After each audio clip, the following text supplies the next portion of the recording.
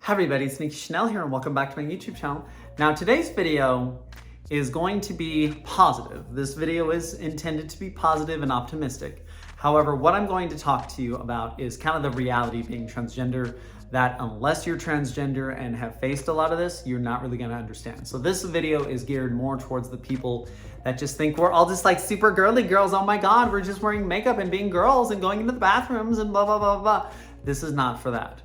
This is kind of the reality of like how long this process takes, cost of what this process takes, things to consider before even starting transition. And this video could become an hour long, but I'm gonna try to shorten this down into about 16 minutes because there's a lot to cover on here and I'm going to get straight to the point with a lot of this. Now, this is Nikki Chanel and I present to you the reality of being transgender. Now, as always, please like and subscribe, put the comments in the comment section. My face is almost healed, so in the next video, I will be able to go back to my makeup look, so I'm excited for that one, and that is going to be coming on Wednesday, and it will be all about contouring and highlighting. Now, sit back, relax, and let's get started. Okay, now this video is intended for transgender audiences, specifically in the early stages of transition or just in their opening phase where their egg cracks. Now, here's what I'm gonna tell you before you start transition. You can be that powerhouse, bad bitch, I'm just gonna transition, fuck everybody. But we all need people in our lives. Like that, humans are social creatures. We all need people in our lives. Don't you tell me you can transition without anybody helping you. It's not fun. And there's a lot of issues when it comes to that. I'm gonna tell you that right now from a trans woman who has been doing this for 4 years. It is not fun transitioning by yourself. Now, you're gonna have to factor in, I'm gonna say about 6 key things. What are your parents gonna react? How your spouse and family that you possibly have built up by this point, what are they gonna think about? Are you gonna try to hide your transition? What's your job gonna think? Do you have the ability to pay for transition? This is one topic that no one talks about. I'm just gonna say that right now. Now, let's get into family. How are your parents gonna react? If you're a young transgender, like I would say like under 20, more than likely you're still living at home in this economy, you are reliant on your parents for survival. What are they gonna think when suddenly you start taking pills and you grow boobs? That's what happened with me, and we worked it out and we're fine now, as I've talked about in this video right here. My family and I have had a long history with this whole thing, but we're on a really good run now and we're super comfortable and happy. But I talk about that in this video. Now, if you're married, say you're a 40-year-old transgender, you've wanted to transition all your life, you were always afraid, but you're like, no, I'm not getting younger, let's transition. And let's say for a chance you're married either to a gay man or to a biological woman. Sometimes women don't really want to have a female as their person. Like they married men. Like they may not be comfortable with being with a woman that just happens to have been their husband. Sometimes that's a little bit of a hard thing for women to swallow sometimes. And I've talked to a lot of transgender people. I don't have any statistical data to back this up, but I've talked to a lot of transgender women who have marriages. It either ends in divorce, like scathing bad divorce, custody battles with your kids and everything like that, or it ends with acceptance by both parties that you just kind of live together and it's like, hey, it's okay. Generally, I tend to see that trend with younger couples. Older couples tend to always end in divorce, but unless you get the right person, you're lucky. Then you're also gonna have to factor in what your job thinks about you. Now, there's a big difference between if you work at Target versus if you're a surgeon. If you work at Target, generally they're not gonna care and go from there. If you're a surgeon and you built up a 20-year career with patients and all these other things, what are they gonna all think about with you transitioning out of nowhere? Like, have there been signs? What's going on in that? Will it affect your ability to keep working? Most companies, while it is true, have a pretty good gender identity policy by this point and a transgender policy. Not everyone has that, and if you find this in like high-paying careers and it may affect your ability to make that same level of money that you made last year with you transitioning, you have to factor that in. There's also the ability to pay for it. Now, this is a random number that I've been thinking about for a couple months now of how much I've spent on transition. I am 28 years old, I work at a grocery store, and I've spent probably $12,000 on transition. And I still look like a guy in a lot of respects. do you have the ability to pay for it? I know this one girl who works at my same store. She works part-time. She wants to go get her laser hair removal done, but it's expensive to get laser hair removal. So she's looking into at-home solutions that may not be the best. Do you have the ability to pay for all of the procedures you want done? Now, this is all before you even go visit the doctor or the therapist for the very first time. You have to factor these decisions in, otherwise you're not giving your transition a true thought. And if you just willy-nilly start taking HRT, people are gonna notice the changes and they're gonna ask what's going on. Okay, now considering all of the things in the last section, let's get into this now. You go to your first doctor's office. Now, there's a big misconception out there that transition equals HRT. Transition actually does not equal HRT. There have been some cases of people that I've met that have transitioned from male to female without the case of HRT. Now, that's relatively hard, and most transgender people do end up going with the medical option like I chose. However, there's a lot that goes into that medical option. Now, first off, these are man-made pills. These are man-made pills created for menopausal symptoms, basically. It's a testosterone blocker and it is estradiol. Estradiol was created by companies such as Pfizer to combat menopause in older women. That's what these pills are originally for, but someone figured out if you combine them with a testosterone blocker, you get hormone replacement therapy. Now, with this factor in mind, these pills change you in a lot of ways. I've talked at length in this video right here, and I've talked at length in a lot of my videos about how powerful these pills are and how you should give them a true thought before you begin this process. Now, let's get into this. My doctor, when I went to him originally, in that video right there, talked at length about some of the risks. My doctor is very much a true doctor. He does all of the research, he understands all of his patients, and he will answer any question I have. Make sure you find some guy like that. Like if they're just like, oh, here you go, take these pills, done, without telling you anything, don't trust that. Do not trust that. Find a real doctor, find a prescribed person who only deals with gender therapy, and go from there. You're gonna thank me later for that. Now, some big factors to consider is that HRT takes a very long time to work. Now, kind of how my doctor described it is that these pills generally tend to do this. Like HRT generally tends to do this in like the early stages. Like you're gonna see some pretty high changes early on, but then they're all gonna level out. Now, with this system, there's generally three options you take. You either take pills, which is what I chose, patches, or injections. Now, with the pills, the reason I chose that is that it's easily hideable and no one really notices it. You just have a pill bottle and that's it.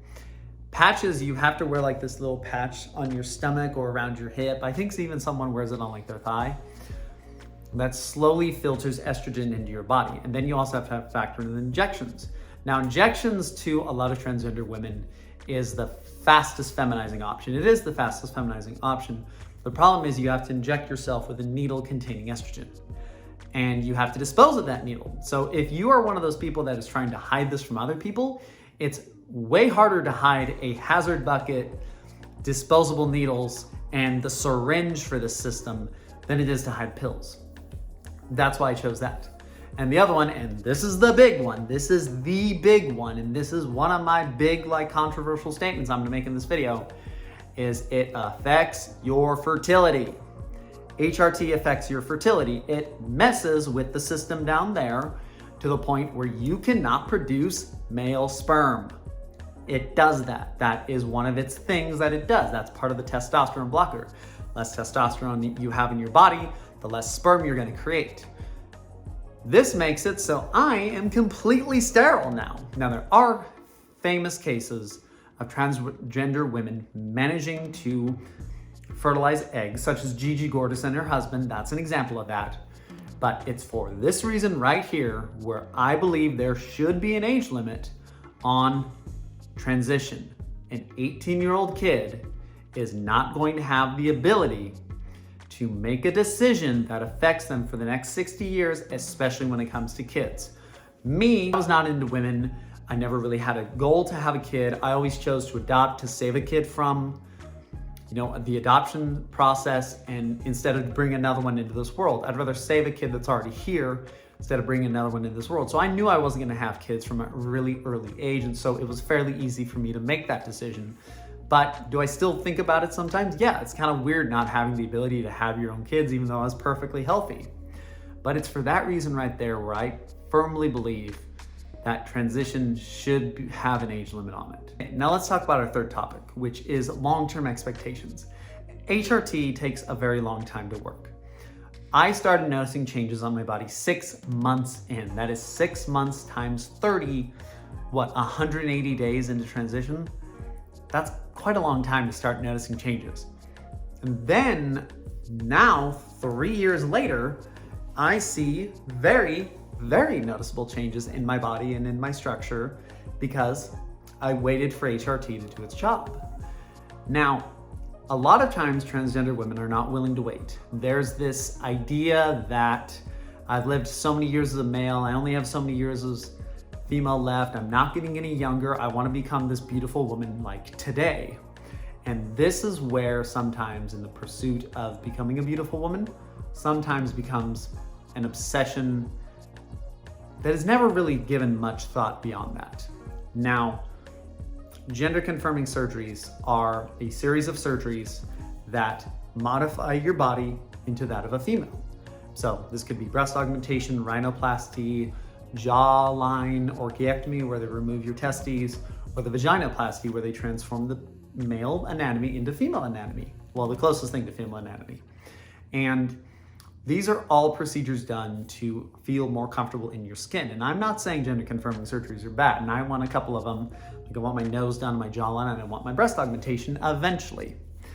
However, it's better to wait because you want to see what HRT changes so you don't have to go get the surgery. Like me, when I originally started, I wanted my entire face redone, I wanted all these things finished.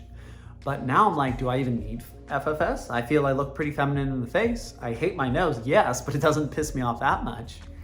And then, yes, I don't really like my small chest, but I see a lot of beautiful women who are runners, very similar body structures to me, that all have small chests and they're still beautiful. So I'm like, okay, I'm good right now. However, sometimes in the pursuit of combating our body dysmorphia, you may push yourselves a little bit too far. So for example, breast augmentations, you would have to get that implant changed out generally every 10 to 20 years. And at a point somewhere down the line in the future, you may have to get them taken out because you may have had an issue with that. That's something to consider right there that they don't really talk about. And that is something that insurance probably will not cover. Now, insurance, as I've talked about in this video right here, from some companies, classic example being Starbucks. Starbucks is very good at this, and I know a lot of transgender women that have had all their surgeries done because of Starbucks will pay for gender confirming surgeries as part of their insurance policy. Now, here's where it kind of becomes an issue. So say you go work at Starbucks enough to get insurance. Generally, that's about 24 hours a week. 24 hours of your week is dedicated to working at a company where you are getting paid $15 an hour, making coffee for women who do not care about you. Are you willing to do that? Are you willing to go out and work $15 an hour just to get the surgeries that you want to do? Me, I work at a grocery store. It has gender confirming surgeries, but I have to work overtime and have like multiple side jobs to be able to afford my apartment, afford my 2022 Nissan Altima, and pay off my college debt and pay off all these beauty procedures I want done. I'm looking for a new job. I don't give a fuck about gender confirming surgeries now because I'd rather go get a new job, get my house, get my car paid off, and then go from there. I am not willing at this stage in my life now to go out and work some menial job just because they'll pay for my boob job. Because paying for your boob job doesn't mean, oh, it's like $7 grand, they'll give it to you right away. No. That is based off of what the insurance company deems as what they will cover. Modern US insurance companies and modern US medical is the devil. It is a for-profit business that is designed to take all the money out of your savings and throw it to them. That's what it's for. I'm sorry if that's controversial, but modern medical insurance is pretty fucked up in terms of how much you have to pay for some of this shit. Now, as part of those gender confirming surgeries, it may not pay for faulty implants. It may not pay for, oh, you got a blood clot in your surgery. Oh, your needles are infected. You have to go get that done. All of that's out of pocket cost. That's why I decided to cancel my boob job, because I'm like, oh, I can't afford that. Yeah, they'll pay for my boob job, but I can't afford if it fucks up. Okay, now, I figured it's a good time while I'm talking about the reality of transgender to talk about detransitioning. Now, what detransitioning is basically reverse transition. So if you're trying to transition from a male to a female, it's the process of going from a trans woman back to male. Now, detransitioners on the whole are not a pretty high statistic when it comes to transgender. It mostly happens in, I would say, younger transgenders that started before about the age of 18. I started at age 24. It took me 11 years to decide this. I am way more happy as a woman than I ever was as a man. I hated being a male. I never fit into being a male crowd. That's not what I want to be. So I'm okay with transition and all of its faults. I've made that decision. Now, sometimes the grass isn't always greener on the other side. And there are cases of older trans women who have gone through bad divorces, who have gone through really bad faulty procedures, and even like some former trans corn stars who have like been kind of like ruined by like the system of that industry. And they're like, oh, I don't really want to be transgender anymore. This is not what I thought it was going to be. I ruined my male body in the pursuit of becoming a beautiful woman, and I make no money. I work a shitty job. Why did I do this? That is something to consider in there. And I have thought about in the process, I'm like, okay, what would the process for me to be a detransitioner? And I decided it wasn't worth it for me. Like, I love what I am. I look at my body, I absolutely love it. I feel more comfortable than I ever was. I'm a lot more open. I was a really quiet, scared kid. Transition was right for me, and I've made that decision. But if let's take, for example, if you've lost a marriage for over 20 years, if you've lost custody of your kids, if you have lost your job, if you were just scraping by and you were just losing everything because of transition, well, maybe transition was not right for you and you decide to transition. That is a statement that kind of holds a lot of truth. Like I've spent a lot of money on this process. I have gone through a lot of kind of bad phases where like I thought no one was gonna love me, and there was like a point where I was like, okay, do I still want to be a guy? And I decided no, because it wasn't worth it for me. But you have to make that choice yourself. I just decided to put this in here because I wanted to talk about this when it comes to the reality of being transgender, because like I said at the very beginning of this thing, everyone thinks it's all sparkly and rainbows and you're gonna be just this beautiful woman and become a glamour model and all this stuff, when in reality the situation that is present to a lot of transgender women sometimes is a lot of hardship.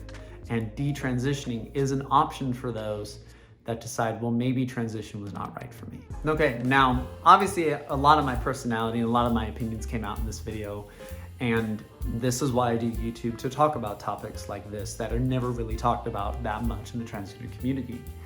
Now, I am 100% okay with my decisions. I love being a transgender woman. I feel beautiful, I feel gorgeous, I look at my body, I feel slay, I'm a bad bitch, you know, I can do my makeup and look like a fucking girly girl. I love it. I love being female. That is just what I am. Ever since I was a little kid, I've always loved the feminine aspects. And even though I have to go get electrolysis, even with spending all of this money on hair removal, hair appointments, all these beauty procedures, I love my life. And yes, I work at a grocery store because of transition, but like honestly at this stage, I've grown way more as a trans woman than I ever did as a male. Like as a male, I felt trapped. I felt like I was never gonna live up to my full potential because I had gender dysphoria kicking my ass every single day. And now it's gone basically, and I feel fucking beautiful. And now what I want is I want a Porsche Panamera. I want a beautiful home. I want a beautiful husband. I want to own a company. I want to run a business. I want to become one of those badass fucking YouTubers. I want a badass Instagram. I want my fitness there. I want to run a mile in under 6 minutes. Like, those are my goals now. And it's only because I fixed what my initial problem was, the fact that I hated my male body and being male. Am I now fully comfortable and living up to my full potential now because of transition? That's what I'm gonna tell you for me, is that for me, transition was right for me, even with all of its faults, even with all of its issues. I love myself right now. Just before you start this process, make sure to consider everything I've talked about in this video, because if you do not do that, you will end up in a bad transition. You may have to detransition because of bad decisions that you have made. Now, sorry to end on that kind of like pessimistic, optimistic note, but thank you for watching this video. It was a little bit different than a lot of my other ones, but I wanted to do this because of this reason right here and talk about some of the hard facts of transition. Now, if you like this video, please like and subscribe. The next video is not going to be this kind of like doom and gloom video that this one is. It is going to be a lot more fun, and we're gonna go back to our makeup topics. Now, this has been Nikki Chanel. Have a wonderful day, and I will be here for the next. See ya.